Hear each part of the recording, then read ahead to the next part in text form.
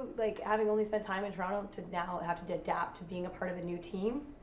I mean, through the game of football, you kind of move high school to college. You got to kind of learn how to be a college student and live in a new area. Same with from there going to New Orleans, going to Cleveland, and then going to Toronto. It's just another stepping stone, hopefully the last stepping stone in my career. How much did Cory Mace influence your decision to come sign in Saskatchewan? Oh, he's been amazing. He was probably the leading cause of my decision. Just the way that he coached, the way that he leads men, and a coach and a father, a husband that a guy in my situation can look up to. Britton? Yeah, Britton Gray with a CJME. Just, you said it feels like home. Why does it feel like home? Just the greetings I've got from everyone in the organization, and even already fans. My flight from Toronto to here, I had fans already reach out to me and talk to me saying they're excited for me to get to the city. They were actually shocked that I was already flying in, and I had a good little joke about Coach Mace starting practice today, but that's not true. What was it about Saskatchewan specifically that this was a place you wanted to come through outside of Cory Mace being here? So I've played here twice. One being the Grey Cup, it was a good turnout, and then the other one last year was my 1,000-yard game. So just continuing great games in the stadium. But during my time here, even just in the hotel, like the Sask fans that are just fans of football. I just want football fans. Like, that's what I am. I'm a football player. I'm not really a running back. I'm just here to play the game, do what I have to win. And the community and how they appreciate the game of football and the way that it should be played is a big reason I'm here. Rob? AJ, can you tell me about the transition from 34 to 45 and how quickly you realized that 34 was kind of off limits here? Yeah, I kind of knew of George from last year, and the legend that he was through the league, and how great he was in the community, and how much the community and the league respected him. And I mean, now they got awards named after him. So I knew that number was off limits before I even had a talk with Coach Mace here, which green and white and 45 is very familiar with me. So excited to be back in that. Do you see that as sort of a template to follow? I mean, he was a hard-charging running back who was a great team guy and great in the community. Is that kind of something you can look at and aspire to? Yeah. So every story I've heard of his legendary career and just who he was in the community is who a player should try to strive to be in whatever city that they're playing in. Just come to work, do the best that you can to put yourself in a situation to win each and every week, and then just be a respectful person in the community. When you look at some of the pieces that are already on this offense, Trevor Harris, even the addition of a guy like Jamarcus Hardrick, what excites you about getting to work with some of these guys this year? Just their passion to the game. I've had a few calls with Trevor already, and just the way that he approaches learning the game. Is going to be a new system for him, so how he wants to pick my brain, and already basically said we live about an hour apart. I'm driving to his place, he's driving to my place to train. Just having that passion across the offense, and with Yosh coming in through the free agency, he was probably hitting me up every day, like, where you go, I'm going, where you go, I'm going. He signed before I did, so. In terms of, you live in Ohio in the off season? Yeah.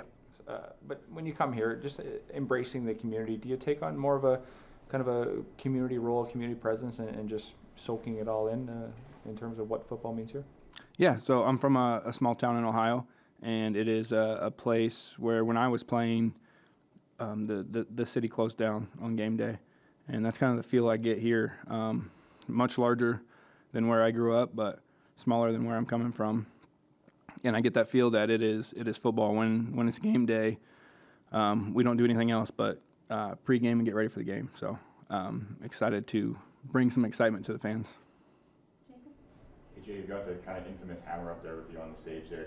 For those who might not know, can you kind of tell us the backstory of how that came to be?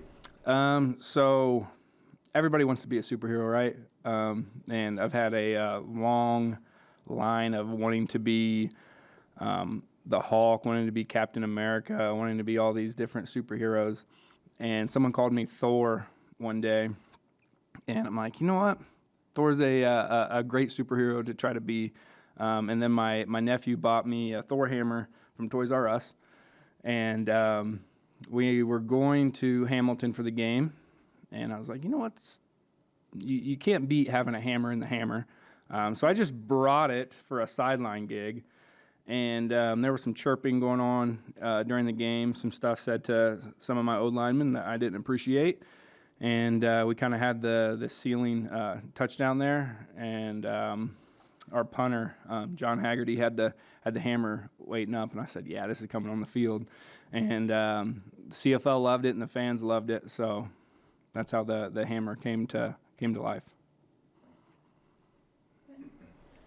During your time in Toronto, you win the Grey Cup here, obviously. So what sort of lessons do you bring from being in that locker room to this one that's trying to get back to playoffs after 2 seasons out of it? Yeah, so the biggest thing I've learned in my time with Toronto would be the hard work that goes in before season starts. And then along with that, the community aspect that I learned from pinball. He was one of the biggest people that I've looked up to and during my time with Toronto, and how to approach being a player in the league, and then how to approach the community even outside football hours. And bringing those two things to a city, I think, is the biggest thing that's going to bring a Grey Cup. If you got a locker room full of just hardworking men that are good guys that want to help the community, you're all reaching for one goal. How excited are you to get to training camp and get this going now that you've signed a contract? I mean, I can't wait. I've been talking to some people about missing my flight Saturday, and we're just going to start training camp early. But we got some plans on meeting with some players here in the off season to kind of have our own little mini camp by ourselves somewhere, whether it's in Ohio, whether it's here. Just got to get some details figured out with Trevor.